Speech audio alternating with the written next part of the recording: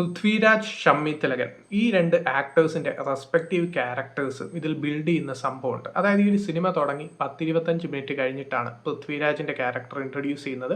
അതുവരെ ഷമ്മി തിലകന്റെ ക്യാരക്ടറിന്റെ ബിൽഡപ്സ് ആണ്. അതായത് ഈ ഒരു മെയിൻ കോൺഫ്ലിക്റ്റ് ഇവർ രണ്ടുപേരും തമ്മിലായതുകൊണ്ട് തന്നെ ഒരു ഷമ്മി തിലകന്റെ ക്യാരക്ടർ ആരാണ്, അദ്ദേഹം ഒരു പ്രത്യേക സാഹചര്യത്തിൽ അദ്ദേഹത്തിന്റെ ആ ഒരു ഇമേജിന് വരുന്ന ഒരു പ്രശ്നം, അതായത് ഒരു നാണക്കേട്, ആ ഒരു നാണക്കേട് മാറ്റാൻ അദ്ദേഹം ഇടുന്ന പ്ലാനും കാര്യങ്ങളൊക്കെ അതെങ്ങനെയാണ് ഒരു കോൺഫ്ലിക്റ്റിലോട്ട് എത്തുന്നത്. പിന്നെ ഡബിൾ മോഹനൻ എന്ന ഇരട്ടപ്പേരുള്ള ഒരു പൃഥ്വിരാജിന്റെ ക്യാരക്ടർ പരിചയപ്പെടുത്തുന്നു. പിന്നെ പൃഥ്വിരാജിന്റെ ഒരു റൊമാൻറ്റിക് ട്രാക്ക്, അത് ലവ് ഇൻട്രസ്റ്റ് ആയിട്ട് വരുന്ന പ്രേമതയുടെ ക്യാരക്ടർ, ഒരു കലിപ്പന്റെ ഗാന്ധാരി. ഇപ്പോഴും അതുപോലത്തെ പ്രേമങ്ങളൊക്കെ കാണും. കാരണം ഇങ്ങനെ ഒരു ആരാധന തോന്നുന്നു, അതും ഈ ഒരു ചന്ദനക്കടത്ത് നടത്തുന്ന ഒരാളോട് ആരാധന തോന്നുന്നു, ഒരു ആരാധന തോന്നി പ്രേമിക്കുന്ന ഒരു ക്യാരക്ടറാണ് പ്രിയംവദയുടേത്.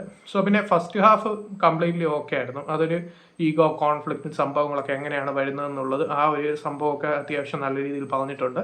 പക്ഷേ സെക്കൻഡ് ഹാഫിലോട്ട് വരുമ്പോൾ ഈ ഒരു ഫസ്റ്റ് ഹാഫിൽ വന്ന സംഭവങ്ങൾക്ക് ആ ഒരു കോൺഫ്ലിക്റ്റിലോട്ട് എത്തിച്ച സംഭവങ്ങളൊക്കെ തന്നെ ഒന്ന് മെയിൻറ്റെയിൻ ചെയ്യാൻ പറ്റുന്നില്ല. ആ ഒരു കോൺഫ്ലിക്റ്റ് അങ്ങ് പവർഫുള്ളായി വരാത്തതാണ് ഈ ഒരു സിനിമയുടെ പ്രധാന പ്രശ്നം. അതല്ലാതെ കുറേ ട്രാക്കിൽ കൂടി സിനിമ പോകുന്നുണ്ട്.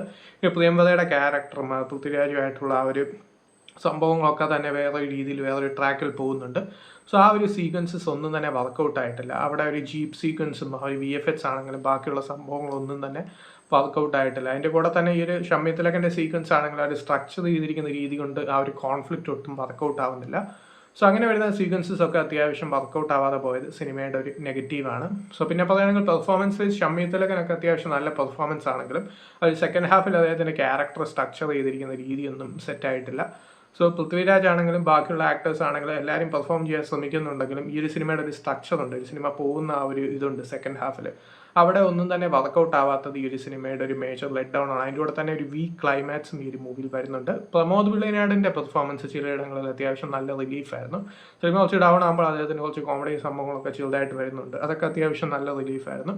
സോ അങ്ങനെ പോകുന്ന ഒരു മൂവിയാണ് വിലായത്ത് ബുദ്ധ. താല്പര്യമുള്ളവർ കണ്ടു നോക്കാം. ഇതുപോലെ തിയേറ്റേഴ്സിൽ അവൈലബിൾ ആണ്.